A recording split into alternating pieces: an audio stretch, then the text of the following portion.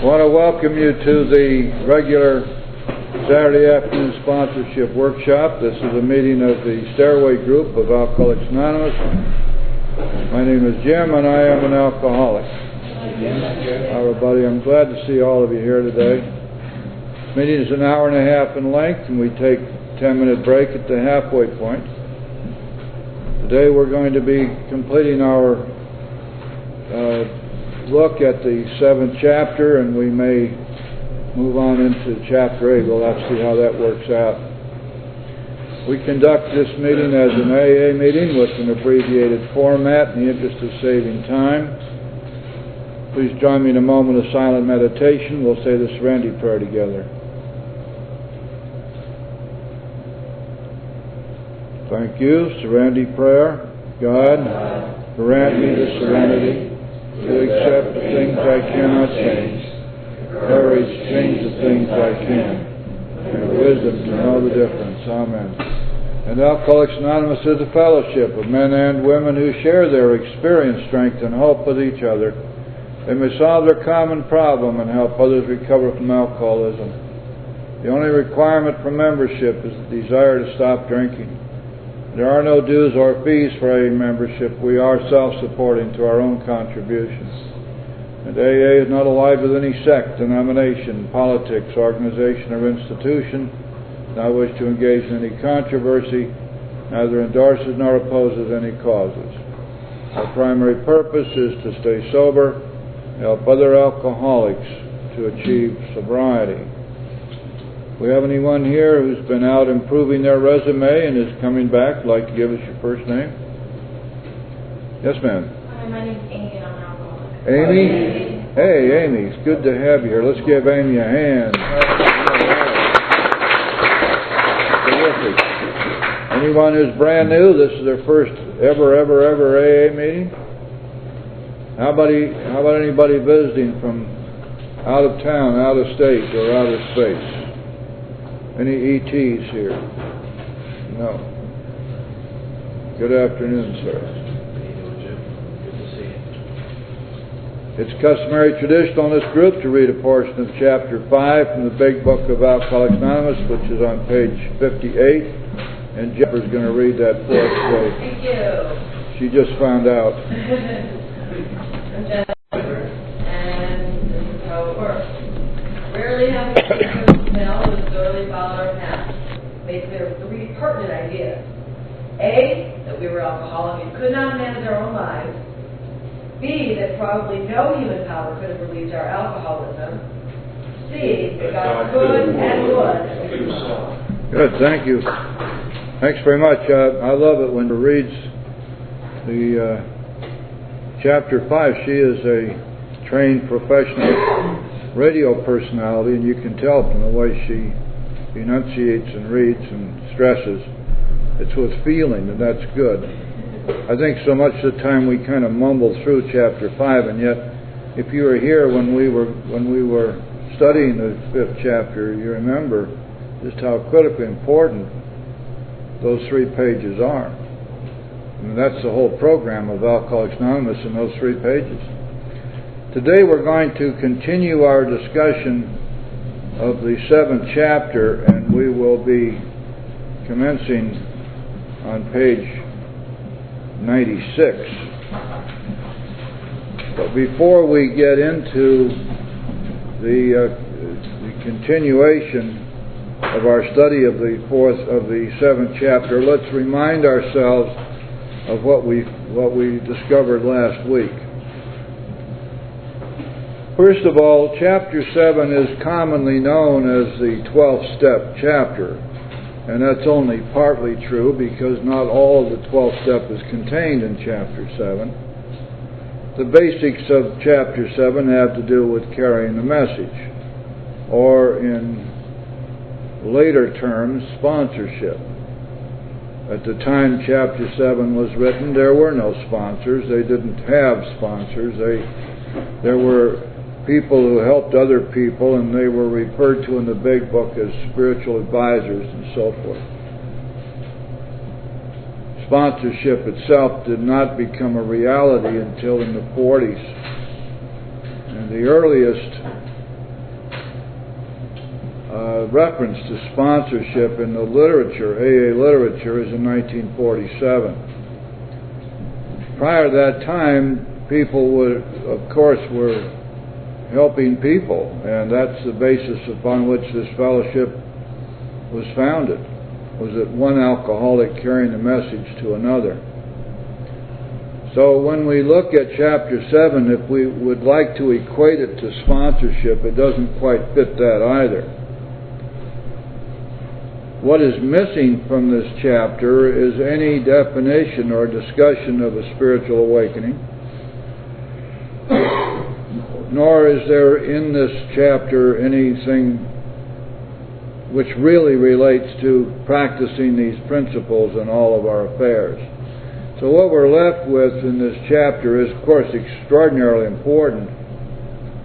We're left with the definition and the instructions for carrying the message, especially, as we discovered last week, carrying the message to the brand new person, the one who just walked in the door, or the one who has called and asked for our help, or that we've been given a reference to or an introduction to, someone who is on the verge of or may soon be deciding that they need recovery, and the person that many of us will shy away from because we may feel we really don't know how to deal with someone who's brand new. It isn't the subject of conversation around the rooms. Can't remember ever hearing a meeting that was based upon how do you work with somebody brand new.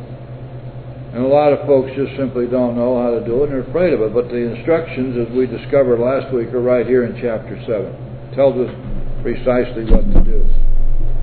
Remember that what we have in this chapter in the first 8 pages is the synthesis of the experience of those who wrote the book,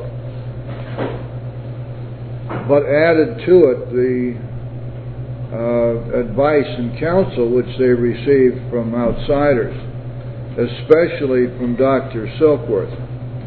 Let's just recount briefly now how we go about working with a newcomer, remembering that in this chapter we've got this all broken down in very precise directions about how to go about doing it.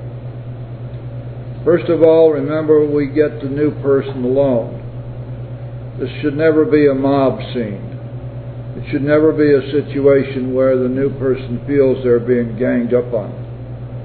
I'm sure all of you have seen that. Somebody comes in and says it's their first meeting, and after the meeting there are 6 or 8 people gather around them, all of them competing to show who's the most wonderful AA member of all time. And the poor newcomer doesn't have a chance. So we don't do that.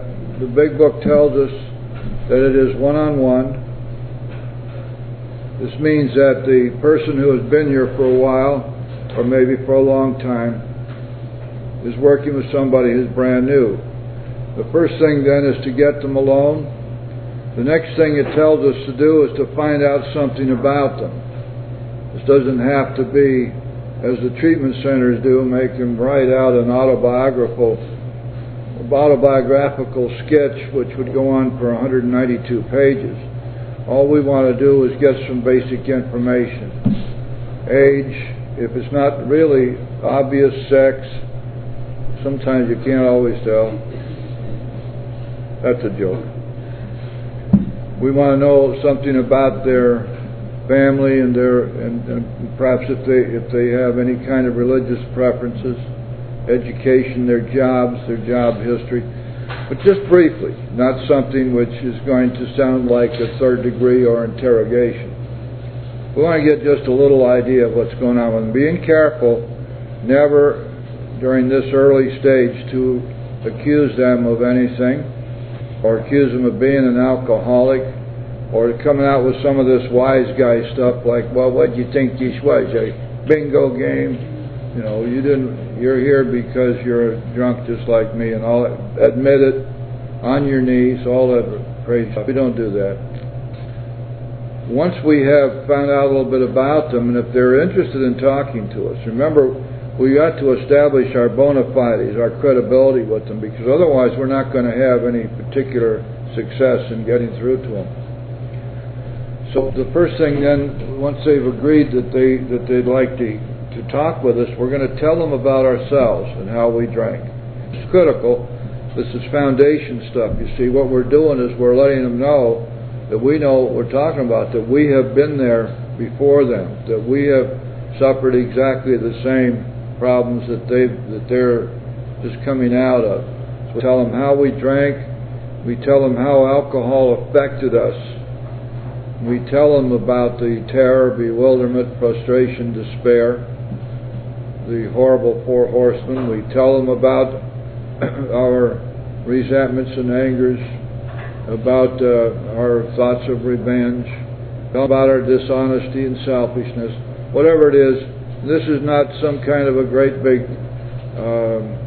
fifth step we're doing with them. We're just sharing with them some of the things which happened to us as a result of our drinking. Then we tell them about how we tried to stop and we could not, and our efforts to stop, and how it became more and more obvious that alcohol had us by the throat, that we were powerless. Now, if they're still interested, the next thing we do is tell them about the disease. And it's important for us to know a little bit about that. Maybe once in a while review the doctor's opinion so we stay up on it. But certainly we tell them about the physical aspects of the disease of alcoholism. That they are alcoholics as we are. That they have a problem physically. And that problem is roughly equivalent to an allergy to the substance alcohol. The bodies don't respond as normal bodies do, and that when we drink, it sets up what the doctor calls a phenomenon of craving, which is a powerful physical craving and need and drive to continue to drink. And once we've picked up one drink, it's very, very difficult for us to stop. In most cases, we can't. We'll tell them about the psychological, the psychic, the spiritual, the mental aspects of the disease, and emphasize that it's a form of insanity, a form of loss of power, loss of control over our thinking, and that we are afflicted with what is tantamount to an obsession, the obsession to drink, and it's a powerful, powerful driving force. And once that obsession kicks in, then we are compelled, literally compelled, to pick up the next drink. Even no matter how badly we may want to avoid it, we can't. We explain it to them. And once we've told them about the disease, and then they're still interested, we then tell them how we have recovered. And we stress the spiritual freely, the Big Book says. This is not a place where we back away from God or a higher power. We tell them how we recovered. And if you stop and think about it, if we leave out the higher power, if we leave out God, what we're really doing is lying to them by omission, because certainly in all of our programs, the spiritual is the bottom line. We need to have the spiritual malady must be overcome first. And then we straighten out mentally and physically. So we tell them about that, and we tell them a little bit about the steps, a little bit about the program. Now, at that point, then, if they're still interested, we have reached page 95 in the Big Book. Let's go back one page so we get ourselves caught up here again. By the middle of the page, second full paragraph, if he's not interested in your solution, if he expects you to act only as a banker for his financial difficulties or a nurse for his sprees, you may have to drop him until he changes his mind. This he may do after he gets hurt some more. Big Book is pretty solid in this respect. It asks us to be careful not to waste a lot of time with people who don't want it. The idea being that there are plenty of people out there who do want it, and we don't want to be taking our precious time and energy and squandering them on somebody who doesn't want it. We let them go. We figure that sooner or later alcohol will get them, or not, whatever happens, but we ought to be there and be willing and able to help them when they're ready. The next paragraph. If he is sincerely interested and wants to see you again, ask him to read this book in the interval. We discussed this last week. Please notice the phrase, 2 words, this book. That does not mean part of the book, it means the whole book. And the reason for that is the whole book was written for the newcomer. And there's material in there which if he does not or she does not read the whole book, they're going to miss perhaps some of the most important stuff. After doing that, he must decide for himself whether he wants to go on. He should not be pushed or prodded by you, his wife, or his friends. And here's the rule now. If he is to find God, the desire must come from within. Now, as sponsors, we got to remember that it isn't our job to try to browbeat or convince somebody that they're an alcoholic or that they got to work the program. Because if many times the very act of trying to force this to happen is going to alienate the person even further. But bottom line, if this person is to recover, the desire must come from within them, and it's not something that we can put in them. We can't open up their heads and pour it in. It is going to be as a result of God's grace, not anything that we do. There's one proviso here, however, and this is critically important. Always remember when you're working with a new person, brand new person, remember what you prayed for back there in the 3rd step prayer. You ask God to take away your difficulties so that the victory He gives you over these difficulties will enable you to be helpful to others by being an example to them of God's power, His love, and His way of life working in and through you. And God grants you that prayer when we get to our 12th step. At that point, we are perfectly capable of being the example of God's power, His grace, and His way of life working in and through us so we can be an example to others. Now, when we read chapter 5, remember what it's saying. If you have decided that you want what we have, now how in the world they know what we have if we haven't demonstrated it? You decide you want what we have, and are willing to go to any lengths to get it, then you're ready to take certain steps. And you see what's happened there is that the desire to find God has come from within the person, but we may have, through our example, helped that to happen.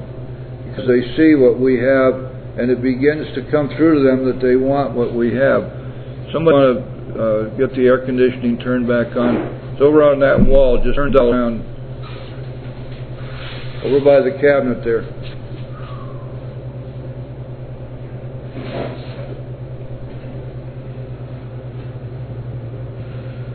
So now, we've given him the book. We've asked him to read the book. Turn the page to 96, please.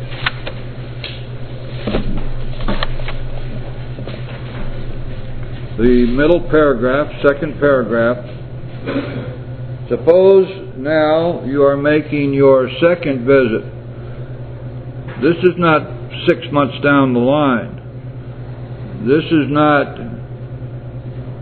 stick around for a year and show me you're serious about this. This is not, don't be too big a rush. Don't try to get sober by Tuesday. This is not a foot race. On and on and on. All that baloney. You're making your 2nd visit to a man. He has read this volume. And he says he is prepared to go through with the 12 steps of the program of recovery. In other words, go back to chapter 5. He has decided he wants what you have, and he's willing to go to any length to get it, and therefore he's ready to work the steps. Got it? This is what's happened. You can see that you can be instrumental in that decision by your example. Having had the experience yourself, you can give him much practical advice. Let him know you are available if he wishes to make a decision and tell his story, but do not insist upon it if he prefers to consult someone else. Now the terms, was there a question back there? Okay. The term make a decision, of course, refers to the third step, doesn't it? Decided to turn his life and his will over to the care of God as he understood him. To tell his story refers to the fifth, fourth, and fifth steps. Because when this big book was written, remember that they had not up to that time been really doing written 4 steps. It was only when Bill wrote the 12-step part of the 5th chapter that this written 12-step became a reality. Now, some people were writing it down, but not all. Telling the story, make a decision and tell the story. Story initially this was all done in one day, and if you read the history and you read what happened in the early days, you'll find that Dr. Bob would get somebody in his office on a Wednesday afternoon, and they'd go through all the 6 steps of the doctor group, and then they would orally deal with the newcomer's story. There would be a 5th step without benefit of a 4th step.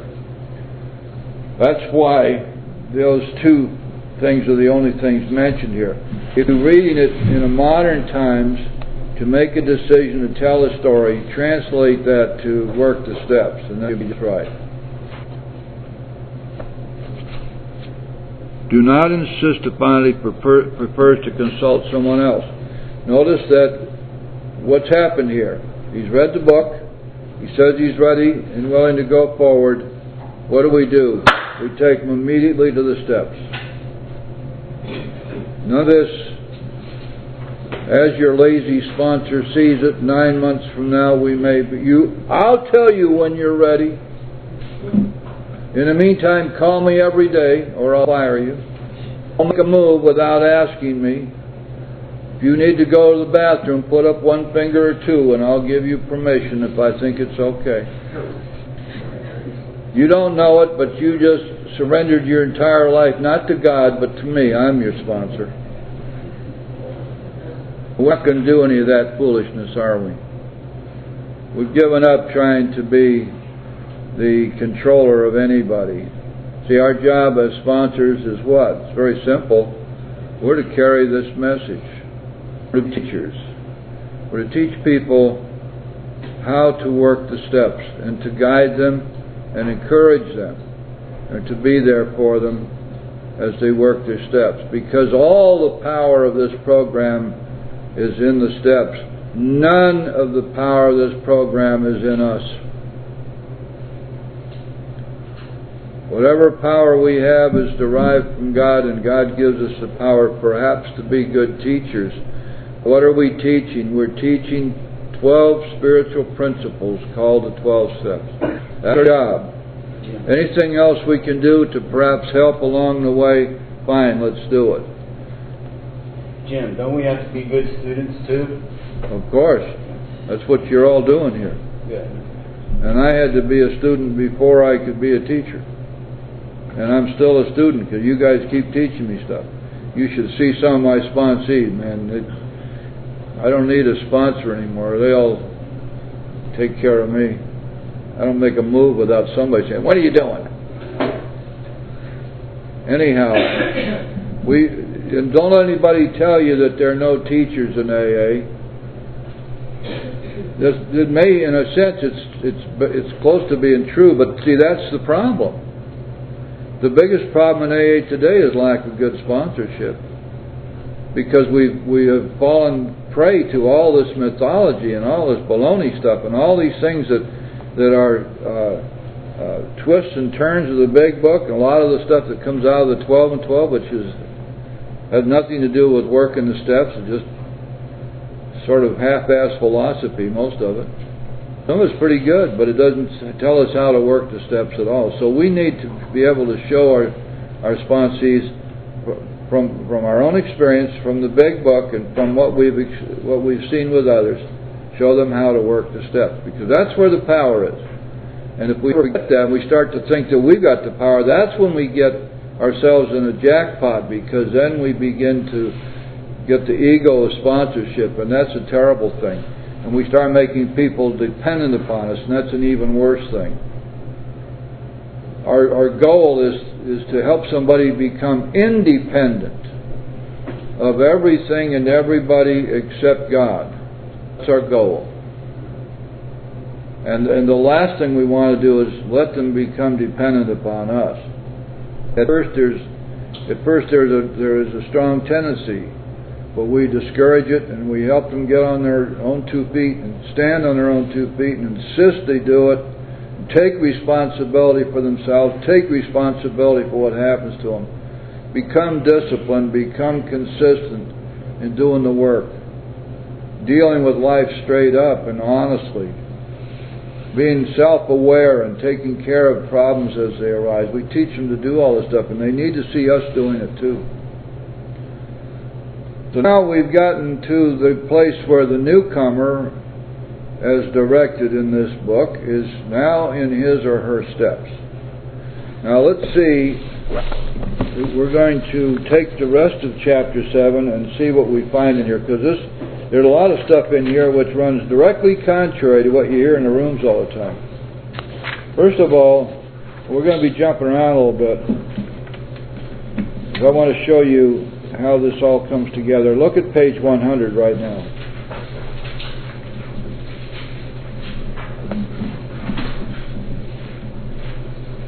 The first full paragraph, 5 lines down from the top of the page. One sentence, the first sentence. This is the only thing in the big book that is a direct instruction about being a sponsor.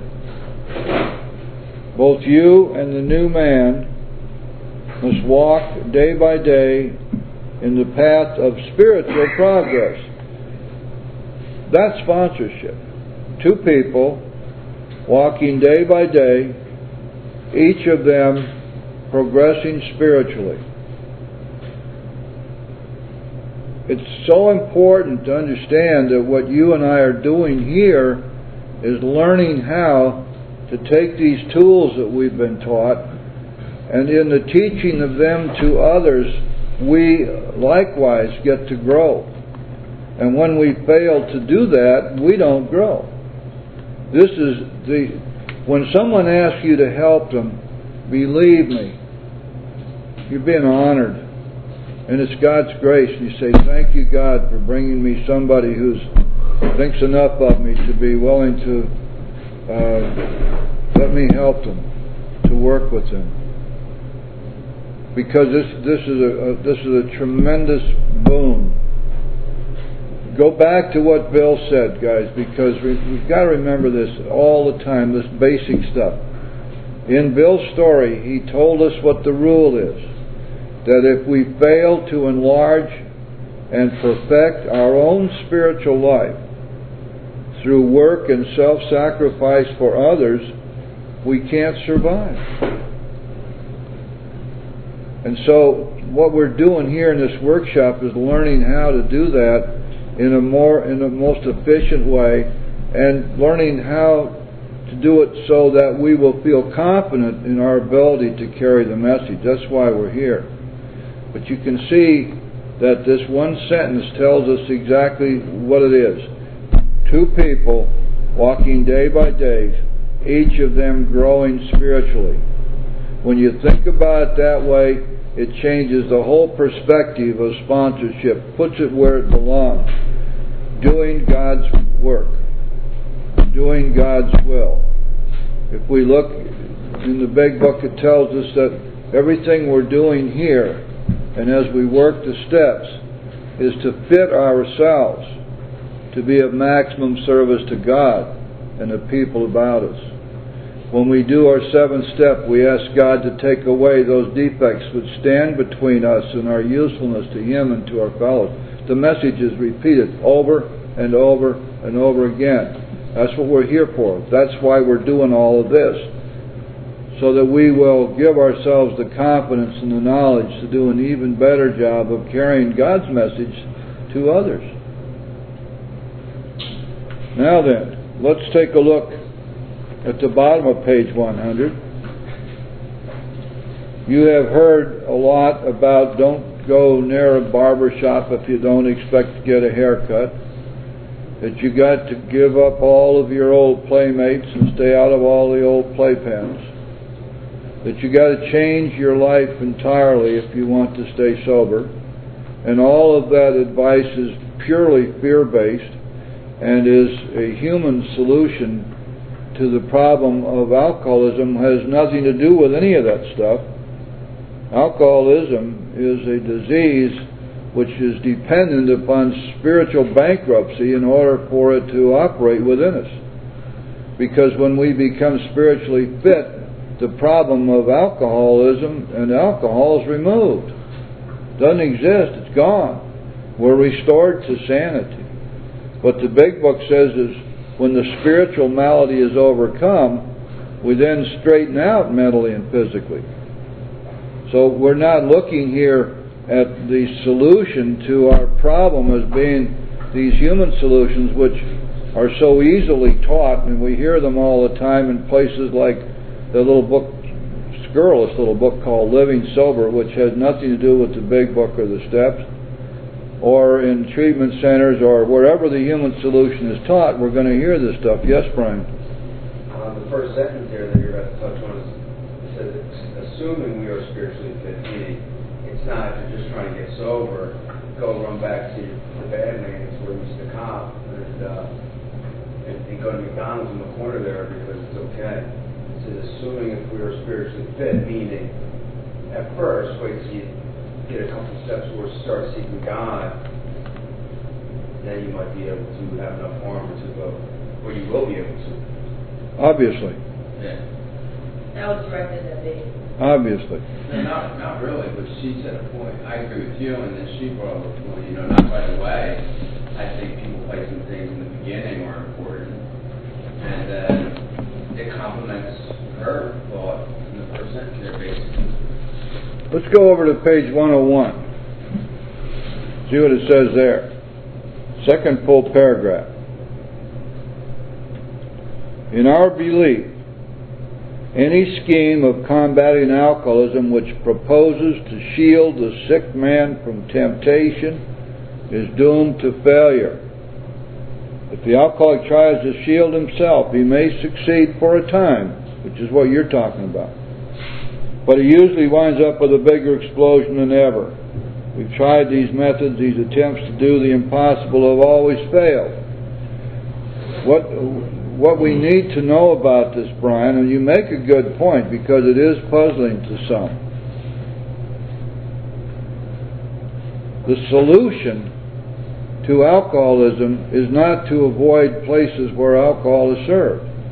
It is not to avoid places where our drinking friends hang out. That's not the solution. We may need to do that for a while when we first get sober. But we cannot say as a sponsor to a new person, the way you solve your alcohol problem is to stay away from temptation. Quite the opposite. The big book never talks about don't drink. It talks about find God. Find and surrender to a loving God. Do that God's will, and you will be restored to sanity, and the alcohol problem will disappear. That's exactly what we must be teaching. So, to the extent that we need to discipline ourselves a little bit, or use a little bit of willpower to avoid running right back down to the bar to make sure they don't think we've deserted them, or to spend our our weekends cruising as we used to do, or any of that stuff, sure, we may have to avoid that for a while, but we must never think that that's the solution to the problem. It is simply common sense that until we begin to get some spiritual help and some spiritual protection, we better stay away from those places. So, to that extent, you're right. You raise a good point. Does everybody understand that? You see, here's the problem. Something that may work temporarily,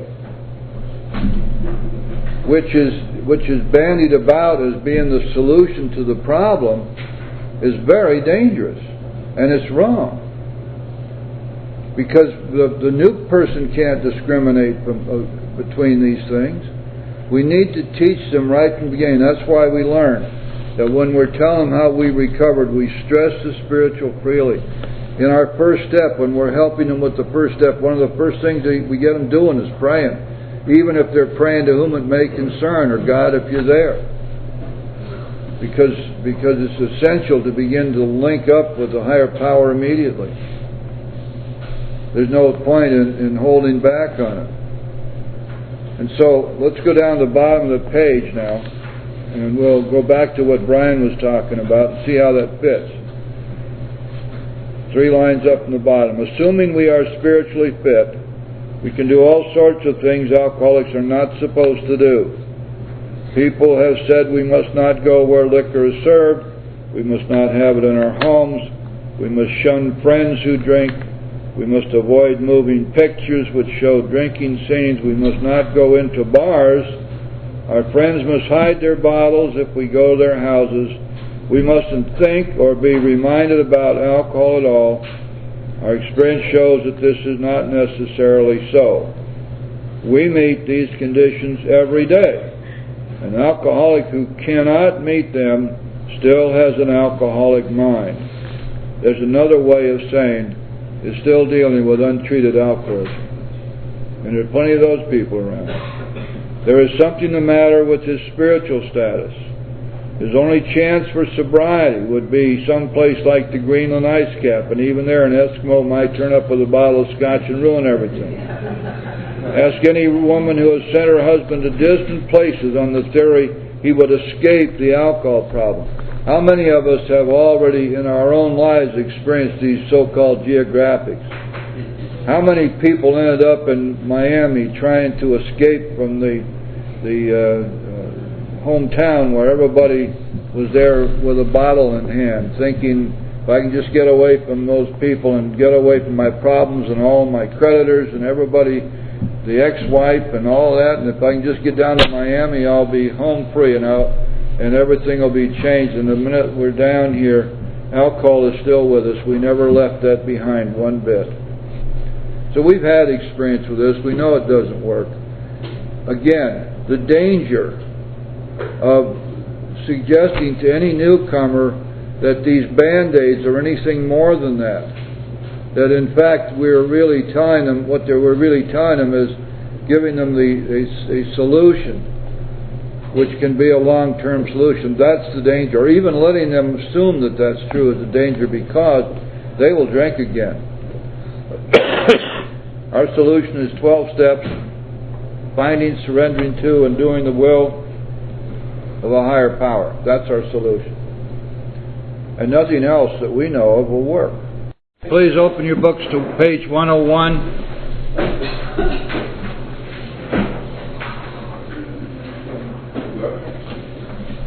The last full paragraph, about 2/3 of the way down the page. So our rule is not to avoid a place where there is drinking if we have a legitimate reason for being there. Now please don't refer to that last phrase as that squiggly writing. Let's give our sponsees the benefit of the doubt, call it italics. Also, please don't tell your sponsees that they're to read the black part of the book. Give them the benefit of the doubt that they have a fair idea that the black part is the text, That includes bars, nightclubs, dances, receptions, weddings, even plain, ordinary whoopee parties. Who knows what a whoopee party is? Can you just see the flappers now? They're dancing the Charleston, and they're sipping the bathtub gin, and they got those kind of fringe dresses on, and everybody is yelling, whoopee! But see, that has nothing to do with those funny cushions that make a flatulent noise when you sit on them. Anybody ever see a whoopee cushion? Yeah? They're about as intelligent as those things they have now at the football games with the erect finger that they hold up. To a person who's had experience with an alcoholic, this may seem like tempting providence, but it isn't. You will note, we made an important qualification. Therefore, ask yourself on each occasion, have I any good social, business, or personal reason for going to this place?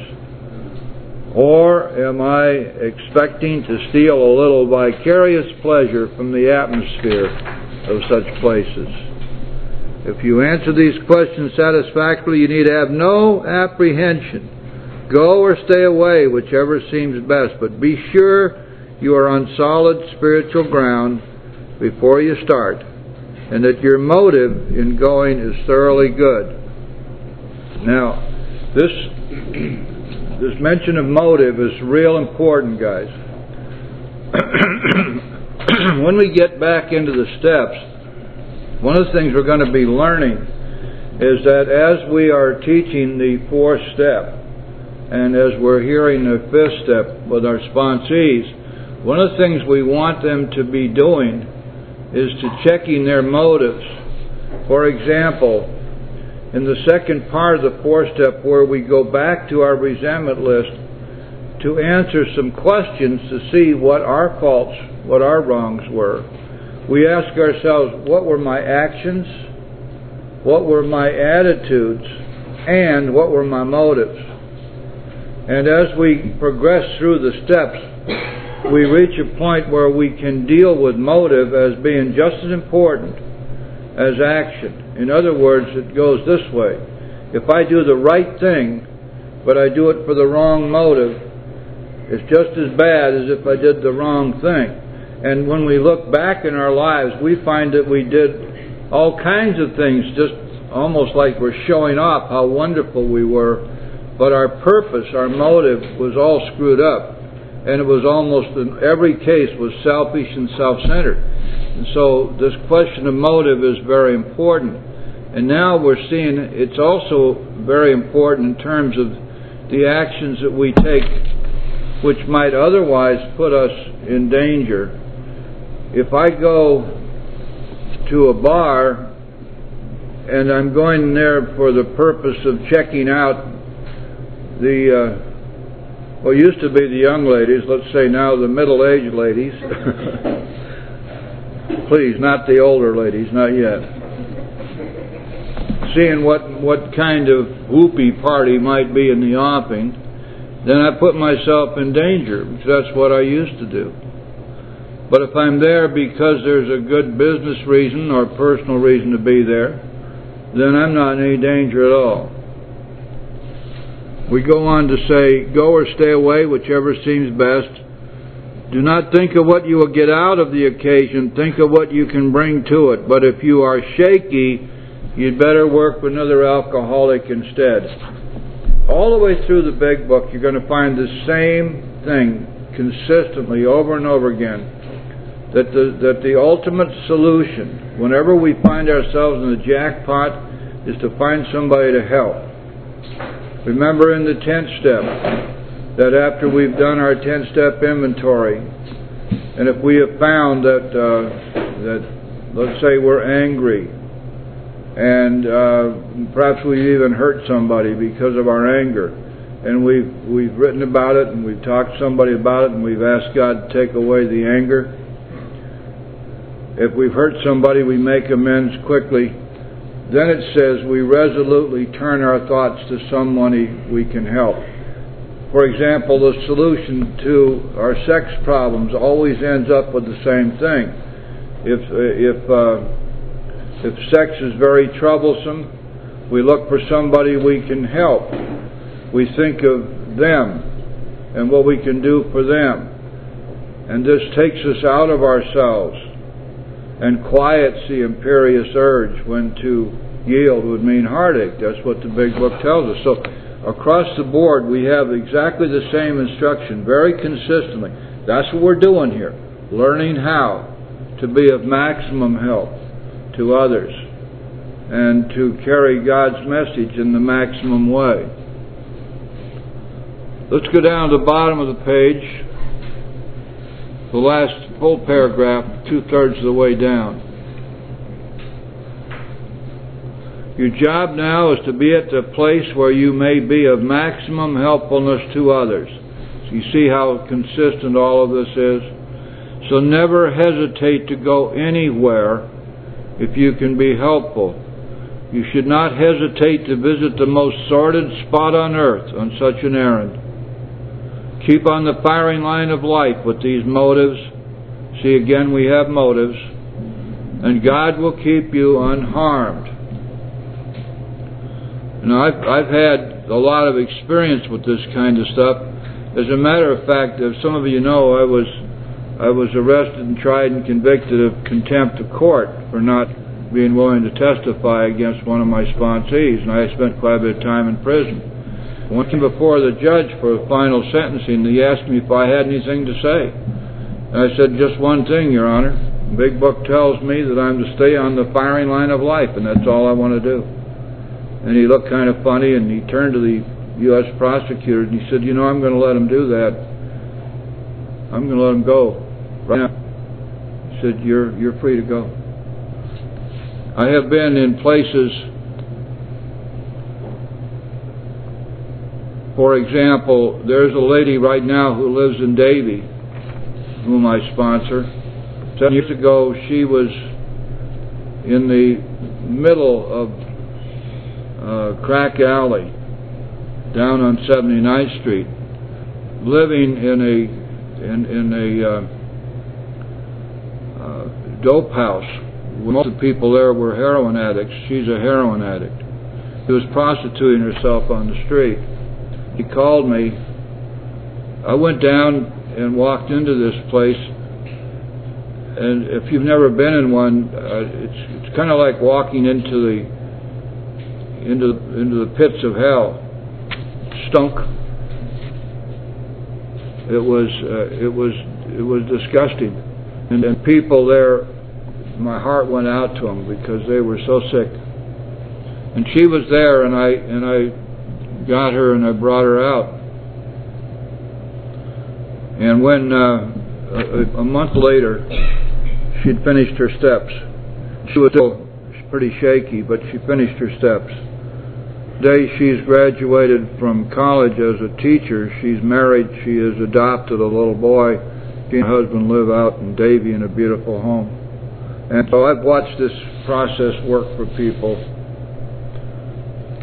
Down in Colombia, Brother Rome and I went into 6 towns in Colombia and got AA started there. And some of these were pretty scary places. Very good. With the guerrillas around and the army in charge and people walking around with guns and the cocaine mafia everywhere.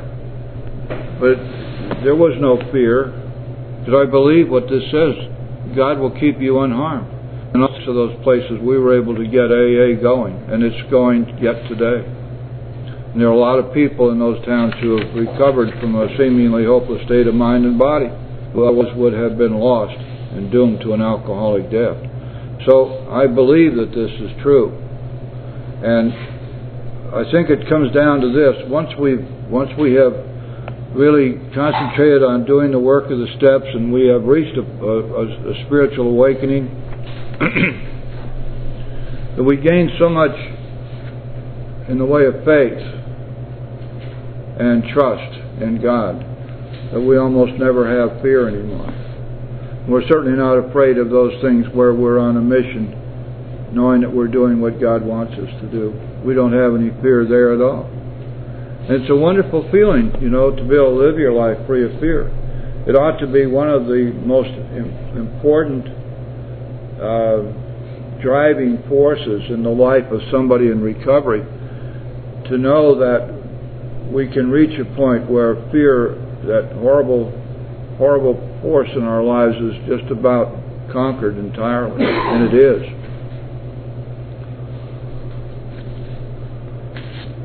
Let's go back to page 98 now.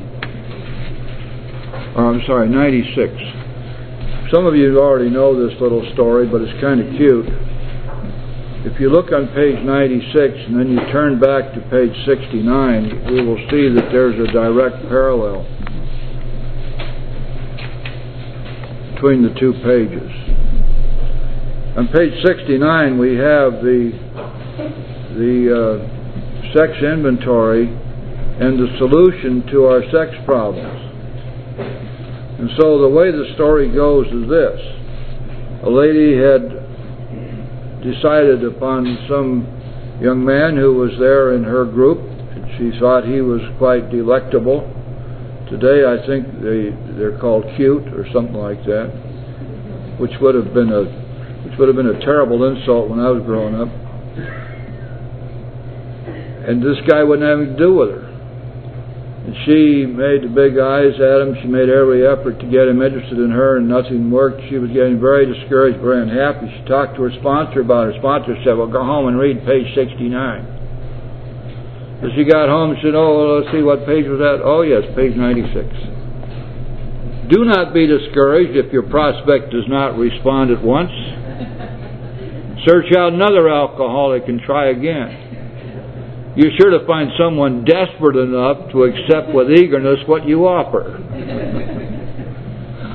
We find it a waste of time to keep chasing a man who cannot or will not work with you. If you leave such a person alone, he may soon become convinced that he cannot recover by himself. To spend too much time on any one situation is to deny some other alcoholic an opportunity to live and be happy.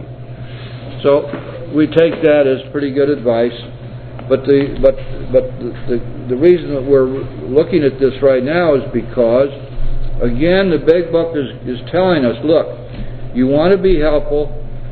We're told all the time that we're supposed to drop anything. We're supposed to be willing that the hand of AA always be there. We hear all this stuff about, oh, he's doing the best he can. He's just a sick alcoholic. What do you expect? The problem is that we can waste enormous amounts of time and energy chasing around after somebody who really doesn't want this. Now, I'm going to give you a little practical clue, which comes out of the Big Book, by the way, but not stated in precisely the same terms. You are a sponsor, or you're getting ready to sponsor, and you certainly are willing to help. And a person who's new comes to you and says, would you be my sponsor? Will you help me? And you say yes. And they say, what should I do first? You say, read the Big Book. Oh, yes. Oh, the first 164 pages? No. Read the book. Oh, but my last sponsor said all I had to do was read the first chapter. Read the book. Now, here's the interesting part about it. The person who has really decided that they want what you have and are willing to go to any length to get it, the person who has reached the place where the desire to find God is within them, and they have truly decided to do whatever it takes to get sober, they will read the book. What happens is when you tell somebody read the book and then you don't see them again, you know that that's somebody you would have spent a lot of time with and not have gotten anywhere.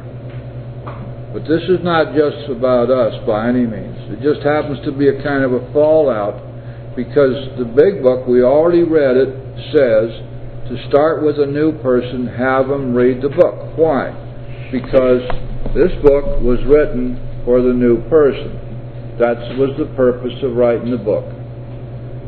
This book was written to go out where there were no AA meetings, no AA groups, perhaps nobody in town who was admitted as an alcoholic, to be picked up by somebody who wished or thought they might wish to recover, and to be able to pick this book up and have everything within it that they need for recovery. The first requirement is the breaking down of the walls of denial, and this book is designed specifically to do that, to help the new person overcome their denial. The next thing that has to happen is that there has to be a breakthrough, because most new people are dealing with the feeling of hopelessness. And almost always that's necessary. In order for anybody to join up with us, unless they're forced to do so by a court or an employer or somebody, they're going to need to reach the point where they truly feel there's no other way to go, that they're hopeless. Well, what this book does is it brings hope. Now, how does it do that? It does that by allowing the new person to identify themselves with the people in this book, to identify themselves with Bill and with Debbie and with Fred and Jim in the 3rd chapter, and with Roland Hazard in the 2nd chapter, and then with Dr. Bob in Bill's story, and then in the back of the book, somewhere back here, the new person is going to find themselves, maybe several times. And all the rest of the stories are going to be of excellent value to them, because there's a lot of wonderful stuff in the stories, but the cumulative effect is that by reading these stories, the new person sees that there are all these people out here who are saying, yes, yes, yes, I'm an alcoholic, and here's what happened to me. And as they read the stories in the back of the book, they begin to identify themselves with those people. They realize that they're real people. This is not a bunch of mythology. This is not Aesop's fables. These are real people who are telling real stories. And as they read these stories, they find themselves somewhere back there, and they're able to then see, this person drank like me, this person was affected by alcohol as I was, this person tried to stop on their own and couldn't do it, and then they recovered. And look what happened to them in recovery, and look at the turnabout in their lives, and they talk about this. If it could happen to them, and they're just like me, then it can happen to me too. So you see that the culmination of all this is to bring the hope that this program will work. Those are the first two aims of the big book. And without reading the whole book, your new person isn't going to ever get the full impact. And many times sponsors make the mistake of telling the sponsee to read only those portions of the book which the sponsor feels to be important. It's kind of like an as your sponsor sees it, or a Reader's Digest expurgated version of the big book. And that's not the way we do it. We have to assume one other thing, and this is basic too. You don't have to assume this, but many of us do, and I think if you're new and you stay around for a while, it'll come to you too. That this book is an inspired document. This is not something that people made up. This book isn't filled with philosophy or a bunch of made up ideas. This wasn't written for anybody to get their PhD. This book was not written to go on the shelves with a red cover and a blue stripe saying, "Recover now," or something like that. This book was not written to be a bestseller. This book was written in order for the people who wrote it to tell us precisely how they recovered, with the idea that if we read it and if we study it and go by what they did, we too can recover. That's why it was written. Yes, did you have a question? Yeah, in the first edition of the big book, there were stories in the back too? Oh, yes, ma'am. Are some of the same stories? The first 13 stories are the same. There were even different stories in the original manuscript, and some of them are pretty interesting. They never even made it into print, but the manuscript that Bill worked on originally had stories in it, and some of those stories you'll never see them anywhere else except in that original manuscript. But they all boil down to the same thing. I'm an alcoholic. Here's what happened to me. I drank in this way, and this alcohol did this to me, and I tried to stop, and I couldn't. And then I began to seek a spiritual solution, and it worked. And then this is the way my life has become after that. So you're going to find in each edition that there are different stories. Now, in this fourth edition, I think they put in 5 or 6 different stories and pulled out some. And I don't know how that decision was made, because, you see, in each case, these stories have helped somebody, no matter whether if they were pulled out of the first edition. Back then, until 1954, they helped people because somebody identified with them. And how the editors come to this, I don't know. There's always a big debate among the delegates as to what stories are going to stay and what are going to go. But in any event, as long as it's an alcoholic telling his or her story, sharing their experience, strength, and hope with a new person, there's going to be a certain amount of identification. And so if we short our newcomers on this book, we're doing a terrible disservice to them. They're going to find themselves back here somewhere. And what you're going to find is that they will come to you and say, wow, this story, this is me. You know, you've been talking to me all this time. I've been going to all these meetings, but I found myself back there. This is me. And this person recovered. So the book's going to help to break down the walls of denial and bring hope. As we go back and study it more, we find more and more and more. I've been around here almost 38 years, and every time I go through the book, read it or teach the book, I find stuff I never saw before. There are connections and interconnections and subtle nuances that this book is so dense you really never get to the end of it. If we keep in mind that it is an inspired document, we will find that we do not want to let our newcomers miss one part of it, one word of it. It's real important. Please keep that in mind. But it has this additional advantage in that the people who are not serious won't rate it. Yes. Jim, what happened to Abby? Abby was in and out. Abby pretty much stuck with the Oxford people, and although he did go to AA meetings and he did have connections with AA, but I don't know that he ever embraced the 12 steps. His last 2.5 years he was sober. There is a CD around that is supposed to be the eulogy for Abby, delivered by Bill, and it's supposed to be, tell what's happened to him. I have a feeling that it's a fake. I can't prove that. I have it, and I haven't been able to verify a lot of the stuff that's in there. But Abby, the 6 steps of the Oxford group were limited in how well they could work for anybody who was recovering from alcoholism. The primary problem with them is they had no follow-on. There was no 10th step, and no 11th step as we know it. And so our guys, as they worked the 6 steps of the Oxford group, had to add to that.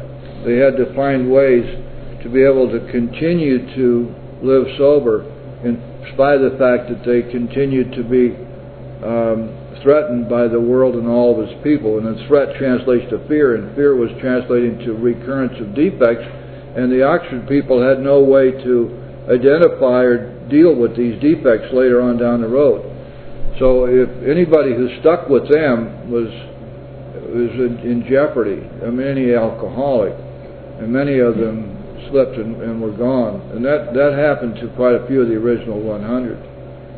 Ebby is often known as Bill's sponsor, but really his only influence on Bill, his major influence was in those first few weeks when Bill was first getting sober.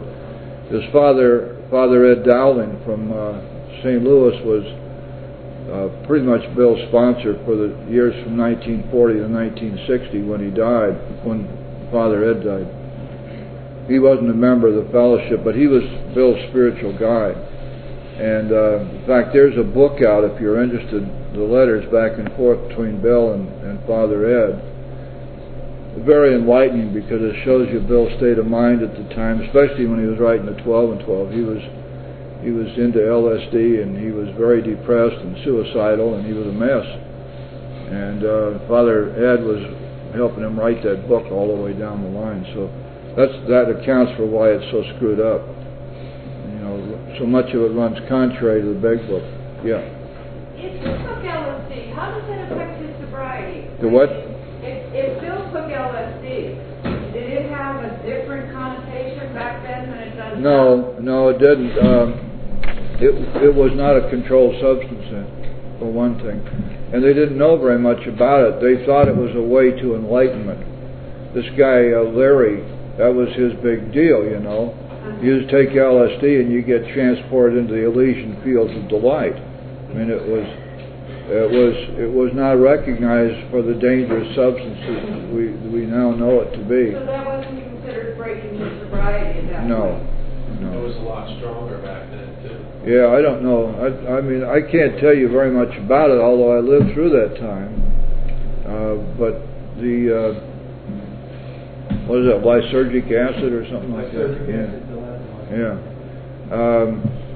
But Bill tried to, at that time he tried to join the Catholic Church, for example. And he took instruction, but he wouldn't buy their whole story, so they wouldn't let him become a member. And he was writing back and forth to Ed about that. There's one letter where he talks about, he's writing the 12 and 12, and he says to Ed, I'm so depressed that I can only write one sentence at a time. And Ed was supplying him with all this stuff, especially things like that the 6th step is the step that separates the men from the boys. You see that in the 12 and 12. That's Ed Dowling's idea. It was never true. It's an intermediate step, and it really deals with what's already happened rather than what's happening now. That's why it's stated in the past participle that we were entirely ready when we got to this point.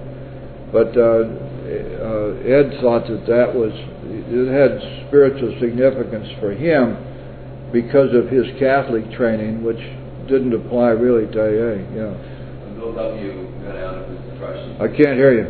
When Bill W. got out of his depression, did he ever look back and denounce the 12 and 12? No, but he stopped writing that way. If you read his later writings in language of the heart, you'll find they're quite different. I'll give you one example. He wrote a whole article on humility, about 7 pages. But in the 7th step, in the 12 and 12, he says that the 7th step is all about humility. But when you read his article 5 years later on humility, he never mentions the 7th step. And that's because the 7th step isn't about humility. We learn humility in the 5th step, not in the 7th step. And of course, every prayer should be offered up humbly. But the emphasis in the 12 and 12 is on humility. It's a whole philosophical treatise on humility, which is a fine study of humility, but it hasn't got anything to do with the 7th step. Yeah. One thing that bothers me when I hear about this is that if Bill couldn't have been working at 12 steps at that period of his life, if he was in depression and erratic and using LSD and all that stuff, that devil's advocate here, but that shows me that the 12 steps don't give you serenity. Sure they do, but you got to understand what happened to him. He did not follow his own instructions. He was not disciplined and consistent, and he became dependent upon his place and position within the fellowship, and that dependency damn near killed him, because they got sick and tired of him, and they were trying to ace him out, and there were all the young Turks come along. They wanted their place in the sun, and they this old guy floating around there more, and so they were fighting with him. He didn't have he no longer had the respect he'd been given. It was no longer automatic if he said something that was right. They used to tell him, "Come and speak, but don't you dare mention those damn traditions. We're sick and tired of hearing about them, Bill. Just because you wrote them doesn't mean you have to talk them out every time you..." So he got more and more depressed because his whole life was centered on AA and his position in the fellowship and his position of power and control and grand guruship and all of that. And so in 1955 he finally figured it out, and he gave up all of his leadership roles in the fellowship. He backed away, picked back up where he had been before with his total dependence being on God, and everything changed for him. If you read his writings from 1958 on, they're totally different, completely different. Now then, if you want to know, there are several places where he wrote about this. In one place he said, "Every disturbance I have, great or small, at the root of it is some unhealthy dependency that I've allowed to develop, along with the unhealthy demands and expectations." And that's a pretty broad statement, but he found out, at least for himself, that it was so, that all of his malaise could be traced back to his dependencies, which he'd allowed to develop, and those dependencies all focused on AA and his leadership role. And when he wrote the 12 and 12, nobody even edited it. It was just whatever he said they wrote. I mean, they printed. And the stuff on the traditions is pretty good, because he had written that back in the 40s. That's just a digest of the stuff he wrote on the traditions for the grapevine. And in the Language of the Heart you find all that material, but greatly expanded in his writings in 40, 46, 47 about the traditions. And so that part of the 12 and 12 was quite accurate. It's right on, because it had already been written. He didn't have to read. All he did was edit it a little bit.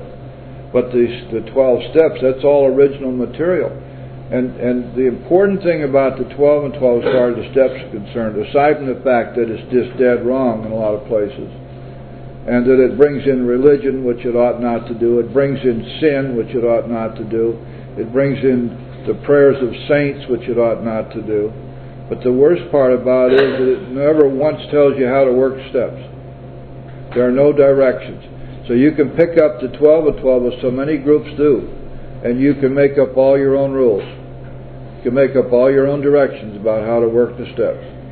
And then you get this stuff about it doesn't matter, just never say no, or never say never, and some really weird things which are directly contrary to what the Big Book tells us. And the reason for that is the Big Book is written from the specific personal experience of the people who wrote it. In other words, when they say in the foreword of the first edition that the purpose of this volume is to show you precisely how we have recovered, and that's what they did.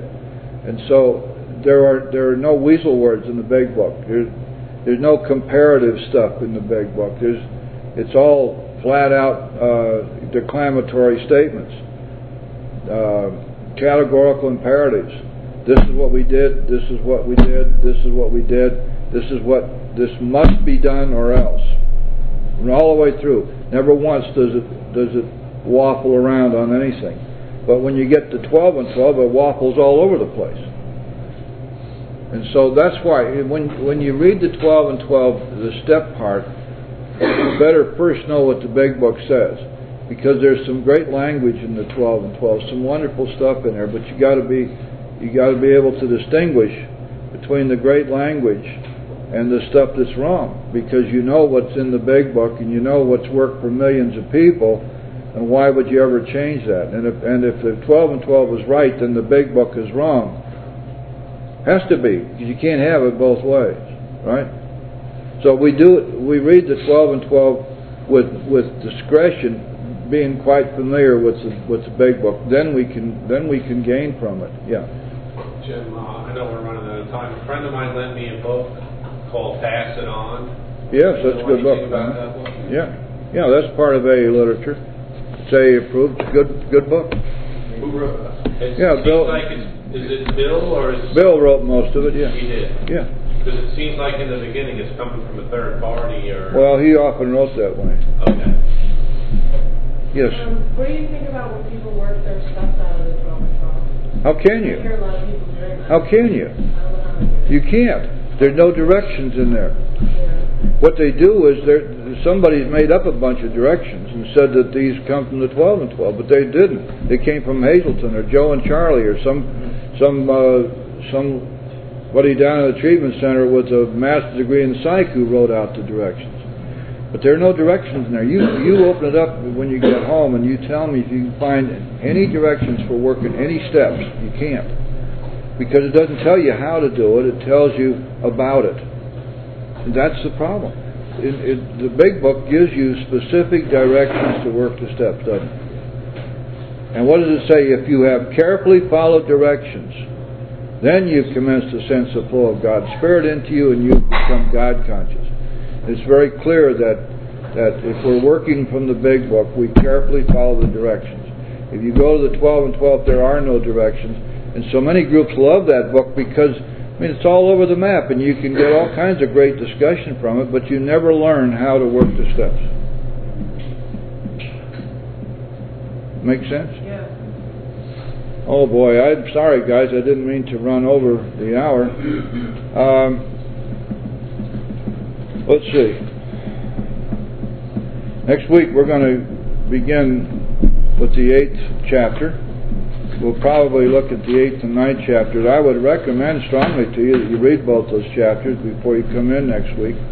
We're not going to spend a great deal of time on those. What I'm going to do on the next 4 chapters is point out to you how they bolster and support the first 7 chapters, because the first 7 chapters contain the steps and the directions for working the steps. 8, 9, 10, and 11 are chapters which have their greatest application, believe it or not, is to the first step. They are chapters which are very important for the newcomer to read because there's more first step material in those chapters than there is anywhere else in the book. Also, you will find the only discussion of the progression of the disease of alcoholism is in the 8th chapter. We don't get that until we get to the 8th chapter. And there's some discussion in the employers which revolves around how it's applicable to sponsorship in some ways. So there's a lot of stuff in there, but it is not crucial to the working of many of the steps. So we're going to see how all of that works. And the 11th chapter is really an appeal to the new people who have read the book and have begun the recovery to go out and set up their own groups out around the country. And we'll see how that works too. So next week, it's all real interesting stuff and we'll move it right along, but we're going to do 8 and 9 next week, God willing, and we'll do 10 and 11 the following week, and then the week after that we will begin our study of the steps and how to teach the steps. Does anybody have an AA birthday this month? How many thousand years? Alcohol and just 2 years today. 2 years today. Yeah, my alcohol 2 years today. 2 years today. Oh, we got twins. They don't look very much alike. I guess that's what you call fraternal twins, right? Any announcements for the good of AA? By the way, I have one tonight at 7:30 right here over there in that big room. We're going to be continuing our study of the big book in our stairway group meeting, and at 9:15 we're going to be holding our language of the heart meeting, which is a terrific meeting. Not all that many people show up, but we have some great discussions. We get into the language of the heart. We study the articles in there that Bill wrote. And it's material you won't find anywhere else in any literature anywhere. And there's some stuff in there that's incredibly important, and we get some great discussions about it. So that's at 7:30 tonight, and at 9:15, and then following our 9:15 meeting there will be a dance